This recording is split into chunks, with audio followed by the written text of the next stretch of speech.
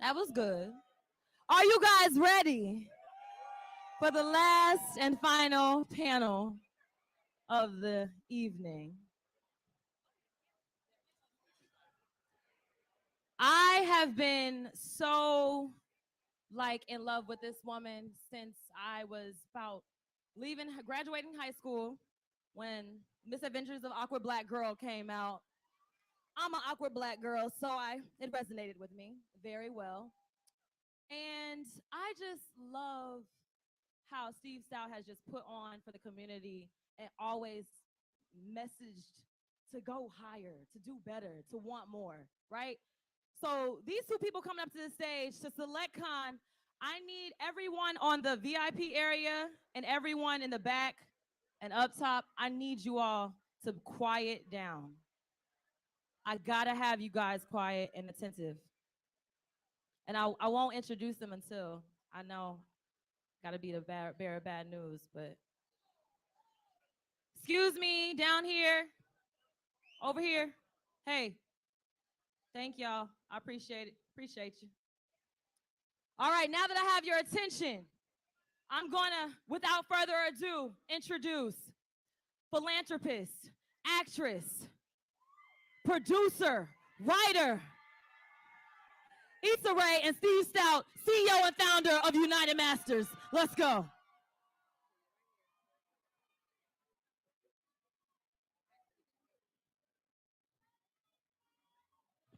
Still make some noise. Keep making that noise. Keep making that noise. I need all the energy, all the energy. Stand on your feet. Stand on your feet. Stand on your feet. If you're sitting down, I don't know what you're doing. Stand on your feet.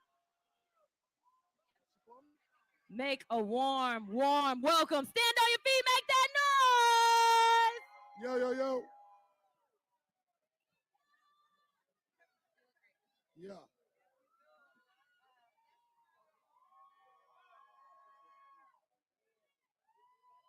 Yo, I love this. I love this. Gas me up. Come on. Gas me up. Gas me up. I like this type of action. Get Paige. Once again, introducing Issa Rae. Wait a minute. Yeah. Go on, queen. Shine, queen. Shine, queen. Hello, hello. Hey, everybody. Very happy to be here. Hey.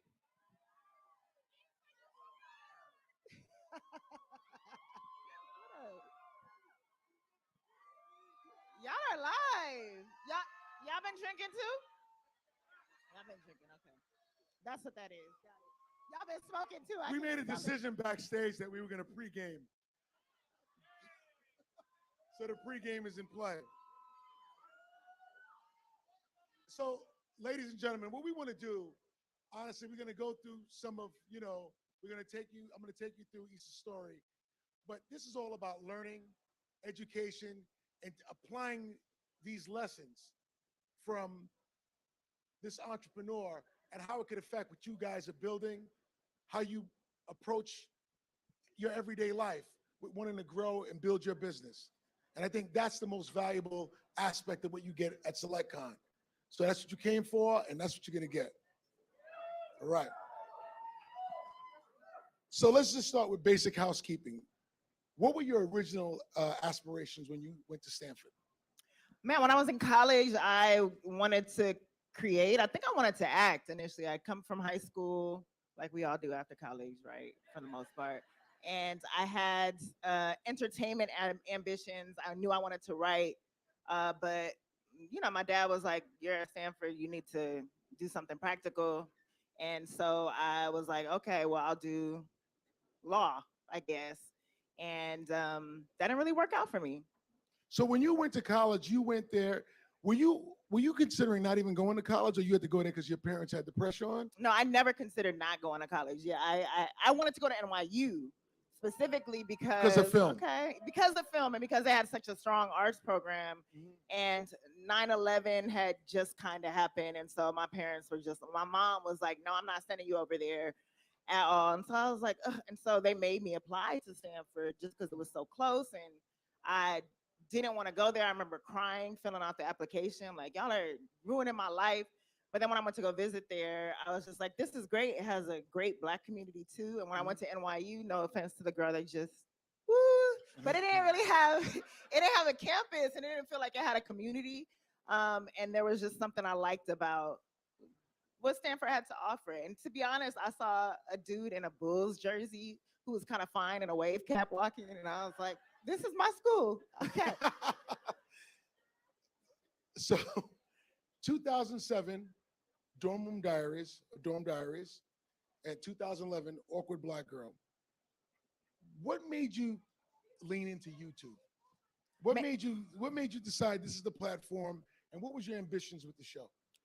You know, even though I don't fuck with it at all now, Facebook was everything to me at the time because it started, you know, as a college community building platform, and I would just stay on it and I would procrastinate. And I remember, you know, YouTube was equally as fun, but it was mostly videos of, you know, people just doing random things, cat video, animal videos, Scarlet Takes a Tumble, like those kind of things were, you know, the waffle dude, waffle fries, like him. And it was things that we would circulate, but there wasn't really any content. And as a writer, I had spent time trying to break into the industry when I was in college, like entering the Sundance Film Festival writing competition and taking time off of school to go to LA to pursue a script that I had co-written with a friend. And, you know, I kept on hearing a lot of what you're making, there's not an audience for just this anymore. So like, for example, we had a screenplay that was about a Black jazz jazz singer. And it was like, it sounds boring, but it was lit. It was really like a good script. And it was like it was in the vein of like a Love Jones, and we didn't have those movies back then. And so we missed it and we're craving it. And the response that we were getting was that like that era is over and there's not just an audience for people who want Black romantic movies. And so I was really getting discouraged. And then YouTube for me was just a platform that was just available and where I could just rent the camera from my library and just make videos and have my Facebook audience watch it and support it. And that was exercising my creative muscle. And then it would spread to other colleges and other networks. And that's what made me realize, like, okay, these people out here are saying there isn't an audience, but they're fucking with my content. And that means that it does have an audience. So somebody's lying. Yeah. Okay. Well. Thank you so much.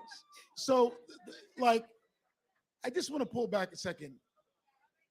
She said that she rented the camera and started making videos. So right now, her cost basis is renting a camera. So this whole idea of what you need and all the questions about how do I get started, you just heard from somebody we all admire that it was about renting a camera from her college and cutting it on and doing her thing and posting it. And that's how she got started. Okay? Yeah, give it up for that. Because like you want to hear these stories, but the thing you want to really get is the struggle. Like we know what it looks like now. What did it look like then? So we're going to get into what it looks like then, because I think that's the part that's going to be most beneficial in this conversation. So how did you finance yourself while making Awkward Black Girl? I didn't. You know, just to that, like, I learned everything I could learn because I didn't want to have to rely on people. Because that's another thing when you're creative, like you're like, oh, I have this amazing idea, but I need a director. I need an editor. So I learned how to edit. I learned to the best of my ability how to direct. I learned how to DP, which meant like looking at 3 light setups, and it was terrible, but it at least got me. It got it done in a way so that I didn't have to sit back and be mad that it wasn't getting done. And so for me, like Awkward Black Girl was able to come about because like I just had to learn the skills necessary, and I have great friends who were just down. I went to, you know, a friend who told me like, who was a dancer who was like, I want to get into acting. And I was like, well, cool, because I'm trying to start this web series. Will you be in it? And he was like, yeah. And eventually, when I finally put the first episode out, people saw that I was serious about this idea, and they started coming to me like, hey, do you need help? Or hey, I'm an actor. Or, hey, I'm a DP. Can I help you?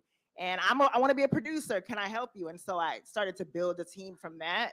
And it just grew with the kind of community of people that I had around me. Right. So like, if you're doing your thing and people feel that you're taking it seriously, then it's like it's like a campfire. People come around, they want to lend support, they lend advice, they do things to help you move your shit forward, which is very important. But if they don't see you taking that first step, but just talking about it, but not doing it, you don't get that momentum and people coming to your aid. Did anyone give you any advice during that period in that early beginning that stuck with you to this day? And what's that advice? Bad advice, yeah. We want to hear the bad advice. Yeah, I mean Let's hear some of the dumbass ideas they told you. it was more just discouragement, you know. Like I had friends who were in the industry or making their way Haters. in. Not even haters. We're still friends, but they were just one was for Awkward Black Girl. When I don't tell my ideas to anyone because there are, you know, sometimes people subconsciously hate and they bring bad energy off of your thing and they might doubt it. And it's just like, I don't want that negative energy. You might, you know, maybe they're not even, they're not consciously doing, but you might say the idea and they might twitch their face and then you might get discouraged. So I just don't want any reason to discourage myself. And so, you know, like this one person, I told him like, I'm thinking about doing this animated series called The Misadventures of Awkward Black Girl. And I kind of told him about it. And he was like, yo, that's really dope, but you got to take Black out the title.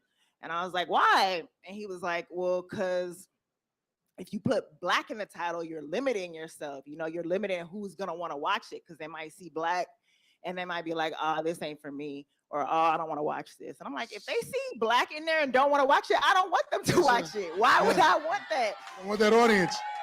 You know, that reminds me, we were talking backstage about an entrepreneur that we both admire, Angie, who started Shade Room. And she tells a story of when she started Shade Room. She was also a screenwriter.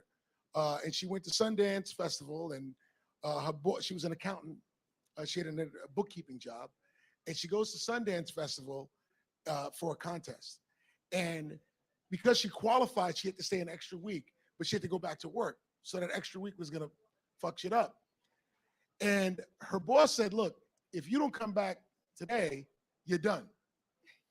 And so she didn't come back, right? And she didn't win. However, so she had 2 months rent in her pocket. And she stuck it out. And when she went and started the idea for Shade Room, she went to the bank and it was a Black girl at the bank. And she's to open up the corporate account. And she said, it's Shade Room. And she said, if you name a company that, no one's going to come to the site. Literally. They just tried to stop it right there. And that's that negative energy. I say to people all the time, man, if you have a rational idea that makes perfect sense and people criticize it, that means you have a genius idea. Amen to that. You signed a non-traditional contract with HBO. Okay, so here we go. Awkward Girl is going. Awkward Black Girl is moving. It's getting views on YouTube. It's moving. It's getting awareness. People are paying attention. And now, 2013, HBO comes along. Tell me some of your must-have conditions in that contract, and what did they try to take away that you did, if anything? They didn't. First of all, there wasn't like an amazing contract for the 2013 deal. That was just I was hungry. I was like, oh, y'all want the show? Yeah, y'all want a show? I got you. You know, I'll do it for free. But eventually, you know, when the show became successful, then it became renegotiation time. And so for me, it was just about, you know, making sure what I do like is my team, and I appreciate is my team values me. And sometimes they see more of my worth than I do at the time because my head is so into it. And so they like to have a team around me that can ask for beyond what you almost value yourself is extremely important. And I think that really comes around to this latest deal, you know, and For me, I haven't done much, right? I've written a TV show that you've seen and a web series and a book. I haven't done that much in my mind, right?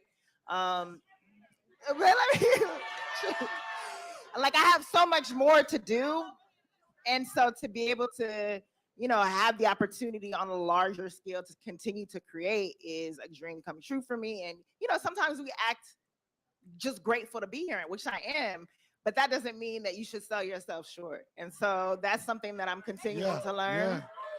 I'm trying to, girl. Thank you. Free game, free game. So that for me is recognizing my own value is something that I'm coming into. And so there are certain mandates that now I'm starting to require. So, but you did one thing. Why did you change the name from Awkward Black Girl to Insecure, but you kept the IP of Awkward Black Girl? There were two different shows. So I had Awkward Black Girl was on YouTube. We did 2 seasons. We had 24 episodes. And I was like, okay, I'm done with this. And I feel like that's an existing body of work that's gonna live online. And then with Insecure, I wanted a whole new show. Awkward Black Girl was also like 24, 25 when I came up with the idea. Insecure, I wanted to represent more of who I was at this time, and I wanted it to feel grown. I wanted it to feel like an HBO show.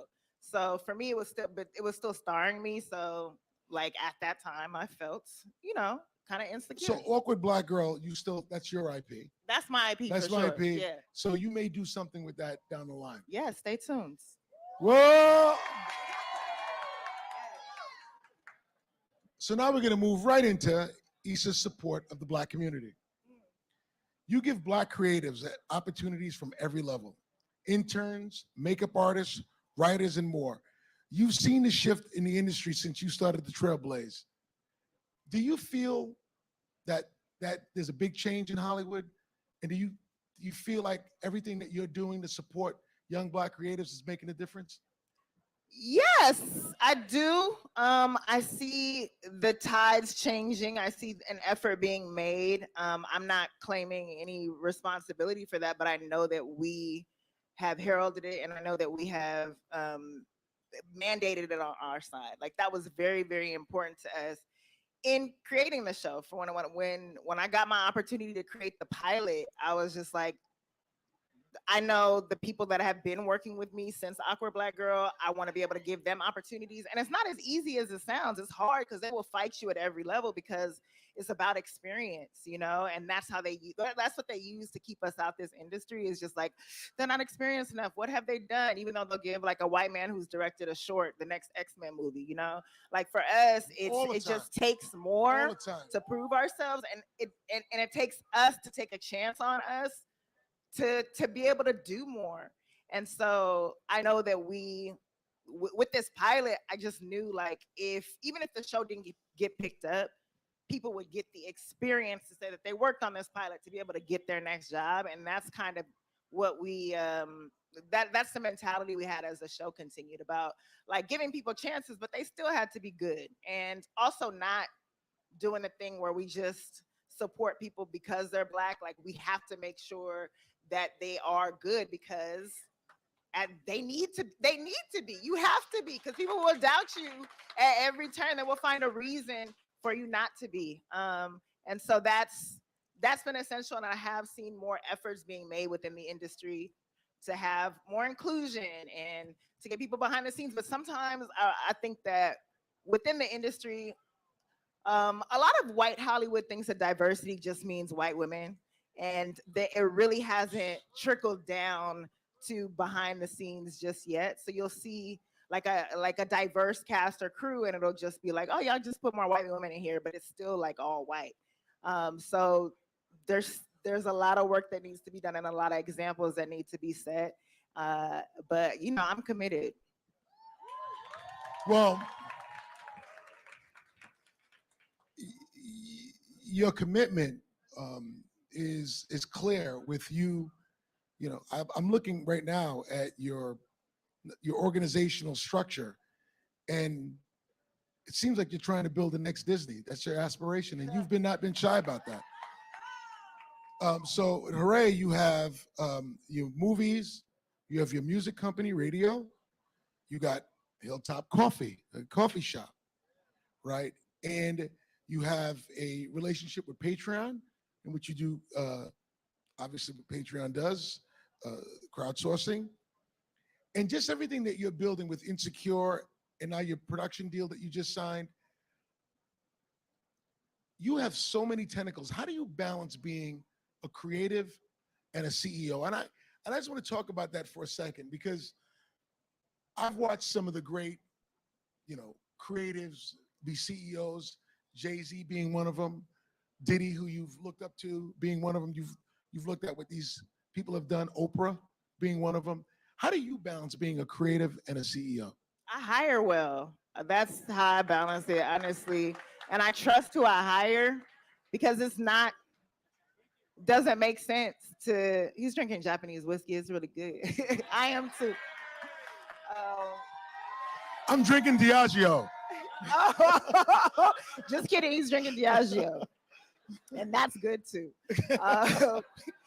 But yeah, I don't think that it's possible to be a CEO, a great CEO and a great creative. I'm just gonna say that. I think that you need help, and you need to that balance that you achieve is in the people that you trust. Because I realize, like, for me, I have to be able to focus on one to be great, and it's both are full-time jobs. I have looked up in 1 year and realized, oh my gosh, I've only done business shit and I have not created anything new, and that makes me feel bad. And in the last year, I've been so tunnel vision focused on creative that I realize my company is suffering. And so for me, that is, I'm making a conscious effort to make sure that I achieve that balance. And that comes in the infrastructure, that comes in seeking guidance, that comes in asking for help, that comes in talking to peers. But I never think that I'm doing anything completely right. And I think you always have to constantly question, like, what am I missing? And I have, the other thing that I'm really grateful for is that I don't have yes people around me. I have people that aren't afraid to call me out. I have one team member in particular, Benoni, who was here earlier on a panel, and he is always my, hey, you're fucking up. Morale is low here. You have to look out for this. Or, hey, you're missing, you have a blind spot to this, and we could be doing this. And I really appreciate that. I think you need someone to tell you, like, hey, get your head out your own ass and focus on what's in front of you, and look around you, and just be better. Because that's what I'm striving toward all the time, is just to be better. So that's great advice. This idea of harsh, factual criticism, where somebody gives you constructive, but it's harsh, it's transparent. That's not disrespect. That's love. And you got to really understand that. Like, this is a merit-based world. Forget industry. Like, it's a meritocracy. And if you're not doing what you need to do, ultimately you will not win. And you need people around you to provide you that insight, because as you're going and building, if you don't have somebody around you being like, yo, bro, you missed that, or yo, you did that, you need to chill out, you'll make critical mistakes. The other thing you said that was very important is she's not afraid to be curious and ask questions. So even with her success, she knows she ain't got it. She's striving. She's a work in progress.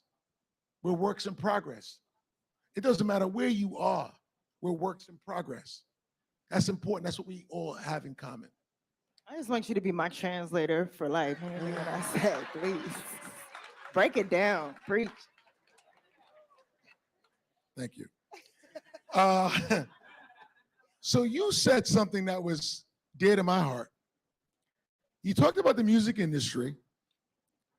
And as most of you guys know, we started United Masters 5 years ago. And it was about artists taking control, owning their masters, owning their rights. And it was all of the years of fucked up shit that the record company's done. And I have seen it up close. But like, you come in from Stanford and Insecure, with great soundtracks, by the way, great music on Insecure. But like you go so hard. Let me give you some of your quotes that you had when you got a record business. This is the music industry needs a start over. Conflicts of interest abound. Archaic mentalities. You were my translator.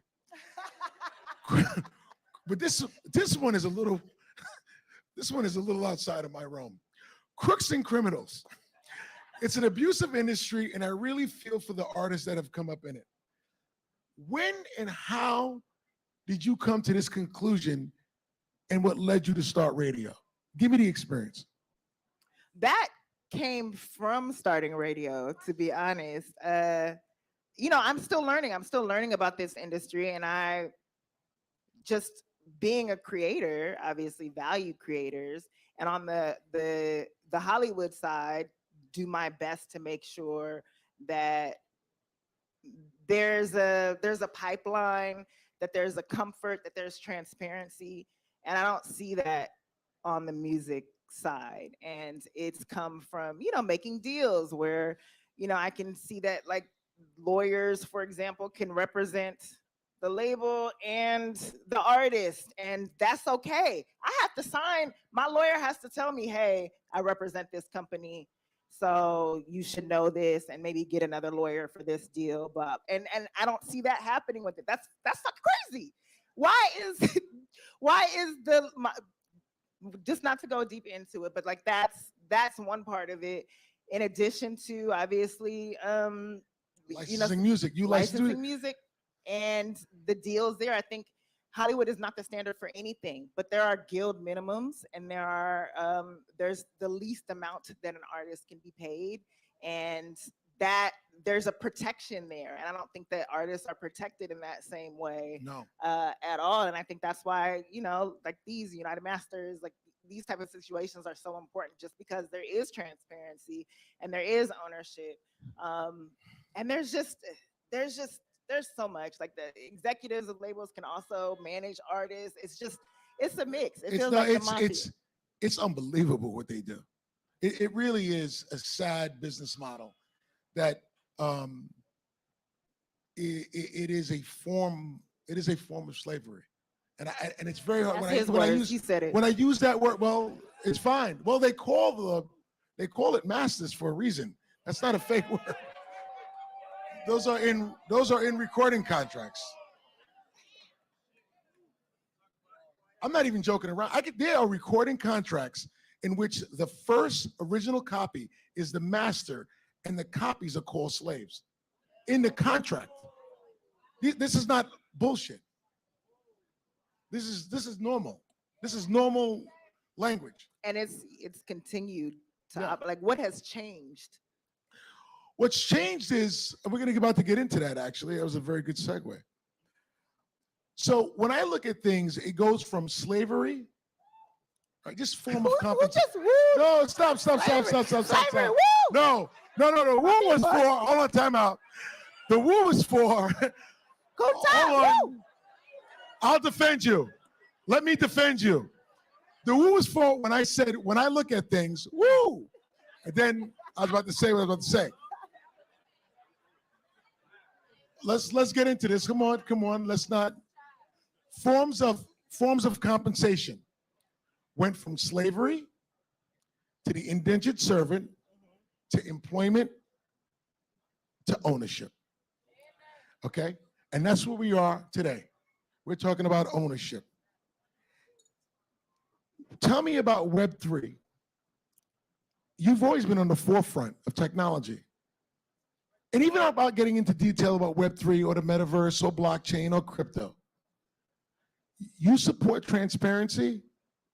You support those platforms. That's what those platforms are built for. Where are you at in that process?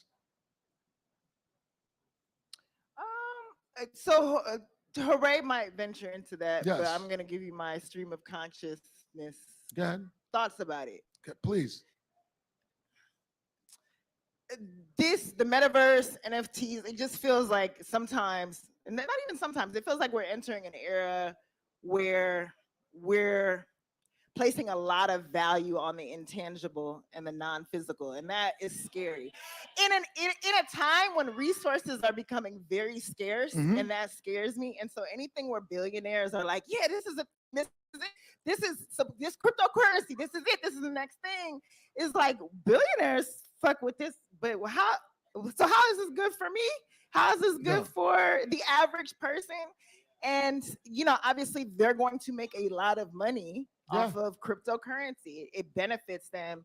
And even when you're thinking about, again, this is very stream of conscious, but when I think about like Elon buying Twitter, right, and his mandate being like, we need to change free speech. We need to make sure that we have free speech. And he doesn't care about everybody's free speech. He doesn't care about your free speech. He cares about his free speech. He cares about the fact that when he was on Twitter and he would tweet about, I'm gonna sell Tesla for this stock, the SEC got on his ass and was like, okay, you're fined. And he didn't like that. And he was like, that's my right to type out what I want. And so I low-key bought Twitter to be like, fuck you, SEC, this is my company now. It's private and I can say what the fuck I want on some petty shit. And so in some ways, cryptocurrency to me feels like, did y'all ever get Vector, the Vector? The job interview. You go to the job interview for Vector. For those who don't know, when I was in high school, big shit. Got a letter when I turned 18 for a job interview. And I was like, they found me, I'm lit. Like, I'm about to go to college. Vector Marketing wants me. And you go there and you go to a room like this, you go to a meeting and it's a group interview and you're already caught off guard. Like, oh damn, it's competitive already. Cool, but I'm still gonna kill this. And you start planning in your mind, like the marketing job, the outfits I'm gonna wear. I'm about to live a corporate life before I gotta go to college. Great. And the marketing meeting, they have a guy pull up in a Ferrari and he comes up on stage and he's like, hey, I work at Vector. This could be your life. I make $100,000, $200,000 a year. This could be you. And you're like, well, how can it be me? And it ends up being a pyramid scheme, like it's the same situation. You're just making the person above you richer. So in a world of transparent, I just don't buy yet. And I will happily be proven wrong that it benefits us just yet. I get that. By the way, that was a very good, that was a very transparent and stream of thought, I'm sure shared by many. What we've seen is at United Masters, so, we pay out artists every month. And 4 years ago, artists wanted to get paid PayPal. Pay me in PayPal every month. And as we started to expand and started to see artists coming from outside of America, what you realized was that their government currency was unstable. So crypto was way more valuable to them. So if you live in Venezuela or you live in Argentina, you much more trust Bitcoin than you trust your government currency. So they preferred to get paid in Bitcoin. And that's what pushed us into understanding where crypto was about in payments for artists. Because, as much as, we can criticize a lot of things about this country, we have the best economy from a stability standpoint, where the dollar's a dollar and you can trust it. When you go to some of these other countries, you may wake up and your bank account's gone. So Bitcoin was a way of protecting them. Now, it doesn't change anything that you said about billionaires pushing it down at all. And, NFTs are starting to, everybody's jumping in it, and there's gonna be a Ponzi scheme. But a lot of you guys are too young to remember in 1999, that's what the internet was, right? There's articles I could post with the New York Times said the internet's not gonna work. It's fake. They talk about the internet that same way. They were a little 99. late. Oh yeah, but remember in 99 is when everything crashed. The Nikes, you changing the topic, Mom. But anyhow, these transitions of when technology comes in or new technology causes this kind of disruption. And then there's companies that come out of it, that eBay, Google, Amazon, they went through that. and a bunch of companies that failed, like whatever the fuck you say.com. That one went bankrupt. So, you know, that's how it works in these transitions, and we have to be, to Issa's point, very patient and careful, because you could throw your money behind trends and then end up fucked up. Yes, and to your point, I do think that there's refinement. I think there's ingenuity that will come out of this ultimately, because you know we as humans, we create the best out of what we're given. I'm curious to see that, but you know, I'm not gonna just jump in 10 toes down. And the 100%. number, what also makes me very, very distrusting is the number of deals that have come my way to advertise this to our people.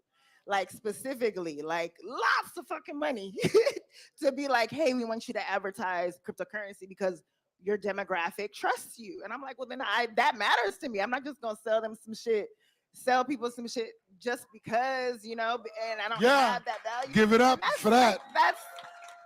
That's crazy. So I'm like, why are we so targeted for this? Well, the fact that you protect your brand and that you protect the people who love you, and you're not going to sell something you don't believe in, is unfortunately rare and far and few between today. Because we've seen some of our greatest artists sell shit that we know they don't fuck with. Okay? What's next? So you said you take time. You took time. There's so much more you want to do. What's next? Yeah, I mean, I took a lot of time. Give us broad strokes. Broad strokes. I want a studio in LA, in South LA specifically. I want to continue to build in my community. There's just so many things like in the Disney grid that you shared. Like there's just so many opportunities to help develop, you know, my neighborhood and surrounding neighborhoods. I want to continue to. I just want to kill it in this field. You know, I think I have so many more stories to tell, so many more people to support, storytellers that I believe in, and I just feel like I'm just getting started. So broad strokes, more TV shows. I have a new TV show coming out in July that I'm really proud of. I don't even know if I'm able to say that. And a couple more movies that I'm writing, but I'm just creating more this year. I think I realized, you know, in taking roles, like that's cool, but my power comes in creating, and you know, sometimes I forget that. Like that's not necessarily a common thing. I don't have to wait for the next job. I can create the next job, and that's powerful. Let me unpack some of that, please, because that was a lot you just said. She forms the idea and then sells the idea. You can't take it from her because she births it. Right? But this is a very important thing because there's a lot of talk, and like your intellectual property, the ideas that you come up with, the things that inspire you, and you say them and you put those things out in the world. If you don't protect them, people would take them. And the people who take them try to act like they ain't shit when they hear it. So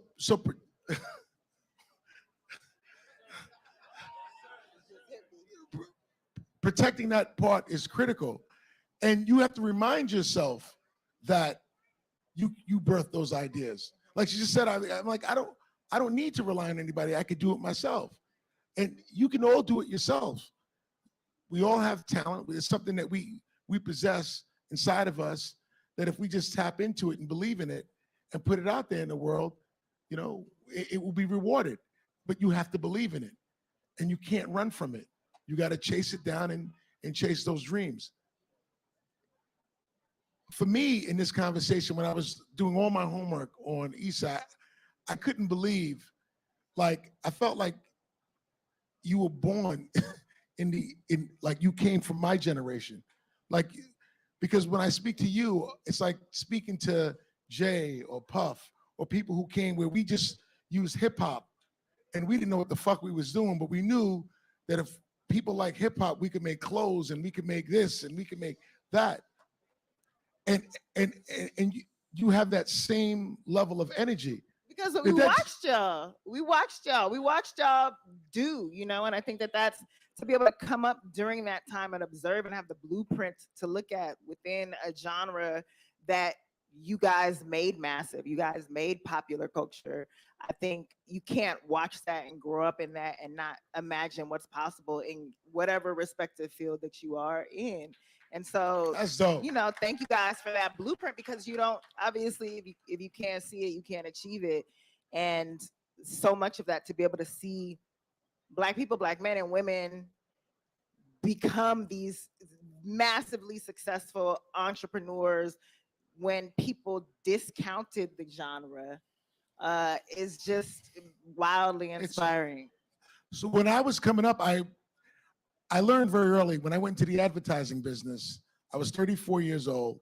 Well, let me go back before that. I was like, when I was like 32, I would bring, so this is 2002, 2001, I would bring Jay-Z to meetings to meet corporations. And they didn't give a fuck about him at all. It was the craziest thing, because as big as he was in the world that I lived in, we couldn't get arrested in a corporation. They wouldn't pay attention to us. They wouldn't look at him in the face. It was that kind of thing.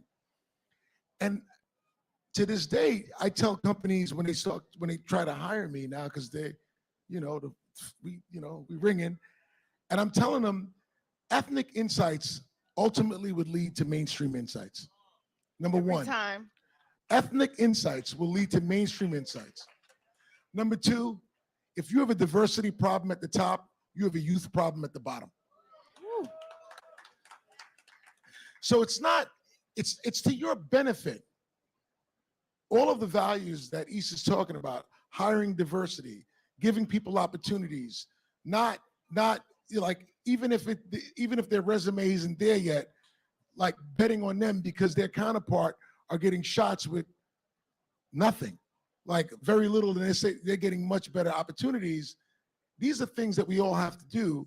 They're very, very important, because if we don't do that, we are not going to be able to help the next generation get the opportunities that they deserve. And it's like what you're doing in Hollywood, you're breaking down walls. And as a Black woman doing it, there's not many of you. We have to protect you. We have to support you. Thank you. Thank you. And I feel supported. And again, it really is not anything that I'm doing by myself. And I feel so fortunate to have people who believe in me, that I believe in, to be able to continue on this journey. I want the longevity, and I don't want to be, just a flash in the pan moment of history. And I think you've passed that part. Just so you know, you're on the other side of that. Just could y'all tell us she's on the way on the other side of that? I wasn't fishing. Thank you. Well, that's my name. Thank you. You are so funny. Y'all are look. Thank Capricorns. Where the Capricorns at? I know y'all got the work ethic. Who else? Where the Virgos at? That's all I know that works really hard. Only those two signs? Yeah. What's your sign? I'm a Cancer. Y'all are sensitive. That doesn't work.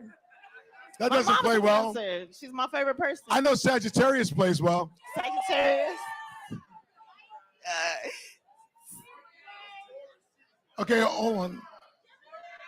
My bad. I didn't mean to do a world call. Okay, guys. We're getting off script. We're getting off script. Hold on. Right now, as you are building your business in your current day, who's inspiring you? And like, most people don't give flowers to their peers. Like they just don't do it. It's like a weird thing. I'm just like, when I say who inspires you, most times you ask that question, people talk about people from the past. Oh, gotcha. Like, yeah. who's inspiring you right now as you wake up every day building your business that you're looking at going, this is what we're doing. And I respect what they're doing. Yeah, I mean, you mentioned Angie from the Shade Room, and I think that the business that she's building and her commitment to retaining ownership and making sure that she feels properly represented is, I think, really admirable. I love. I mean, I have so much respect for Donald Glover. I've been a fan of his for a very long time, and just really like the way that he thinks and what he creates. I love been for a very long time Quinta Brunson, who has ABBA Elementary right now. And Quinta, there's nobody who understands the internet better than her, and who uses it better than her, and who's just a genuinely talented, dope person. Like watching that show, I love her. You know, you can't beat that. And to watch someone fulfill their purpose and to see what else she's gonna do. There are honestly so many people, That's so many great. peers that I respect. I'm trying to think of someone on the music side, but there's just so many. I love everything that Top Dog is doing. Top is doing. Top Dog is doing. Yeah, Top yeah, Dog for is sure, for sure. That Kendrick album coming out. Is it his last one? Is it his last one with Top Dog? It's next week. Next week. That was announced? Is it what? It was announced? I didn't know that he had an album. No, he announced. Yeah, he announced that early. Wow, I missed that. You definitely was in the lab. I was over here worried about SZA. Yeah.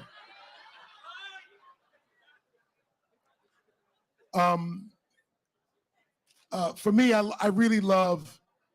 Not that you asked me the question, but I'll answer I it. would love to know. Yeah, I love what the guys are doing at QC with Little Baby and what they've built down there, City Girls. Shout out to City Girls. As a music company, and the fact that they're trying to really expand and bring media to the South. I have a lot of respect for those guys. I think what LeBron and Maverick doing is special. Yes. Like, just fighting the fight every day, believing in the values. I think Michael B. Jordan is a powerhouse. Like when you speak to him, I mean, you speak to him, he's super focused. Yep. He's super focused on the goal. And very similar to you, he's holding Hollywood accountable to standards. Yeah, he's holding Hollywood accountable. So I respect, those are the people I respect in different industries. There's many more. Is there anybody who's coming up that you have your eye on?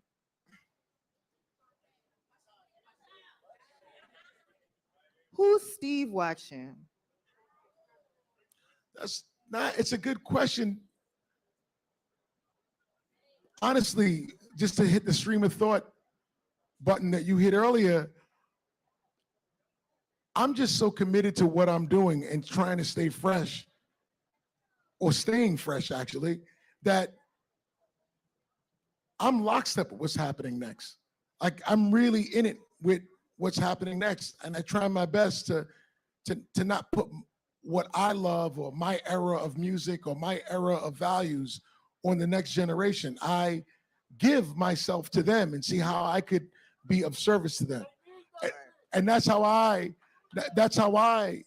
really how I stay in tune with what's going on. So I haven't seen anyone in a minute. I haven't seen the next person that's, not in the advertising business or in the music business yet. I haven't seen them. There are people in the music business that I love. Like, I will tell you, 2 weeks ago, I spent a lot of time with Little Baby. And I was very, very impressed with him. Like, just showing up on time, professionalism. That matters. In the music industry, but like literally, late. Like literally on time, professionalism, really cared about what he was doing, talked to me about real estate and asked all the right questions. And I was impressed by him because he reminded me of those are questions that Jay would have asked when he was 27 years old. And Little Baby was asking those questions now. And he's one of the few artists that I've seen of this generation that you could clearly get was creative, but like had an entrepreneurial spirit inside of him and was curious about the business. And so I would say like guys like him, but generally speaking, I'm looking. I want to find and I want to help what's next. I'm not one of those type of people who is holding on to what I am or what I was. I want to help bring the next generation forward. And we have a lot of beautiful people in this room today who helped put this on, who work for Translation and United Masses. You guys all know who you are. My man Dave just had a birthday yesterday. He's in the building. Happy birthday. Happy birthday to you, Dave. So, like, that, Dreamville is dope. J. Cole is dope. I mean, by the way, I just said it. Everybody's moving towards ownership. You guys are seeing it. People want to own their masters. They fighting for it. That's what we all got to do. We got to walk in the door demanding ownership. That's what she's doing. And when she opens up the door, anybody in the film business, the production business, she's opening up the door so you can run up in that shit and get it for yourself. You know what I'm saying? That's what this is all about. This is not about opening up the door and closing it and want to be the only Black person in the white neighborhood. This is about opening the door and letting everybody in so we all have a fair opportunity to realize our potential. All right? You have any closing words? Well, I just want to say thank you so much for having me. I feel like, you know, the person that you're looking for is in this room. And, you know, I constantly stress the importance of connecting with the people around you. I think your next business partner is in this room. I think the next person who's going to make you a millionaire, billionaire could be in this room. No one is beneath you. No one is above you. And, you know, make it work.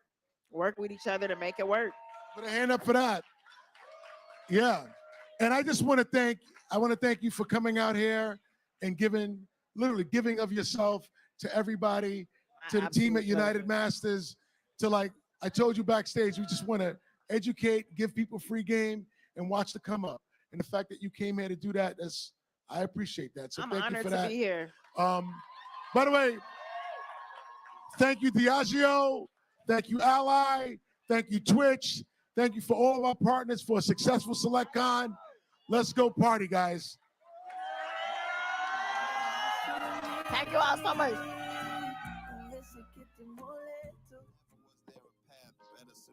What they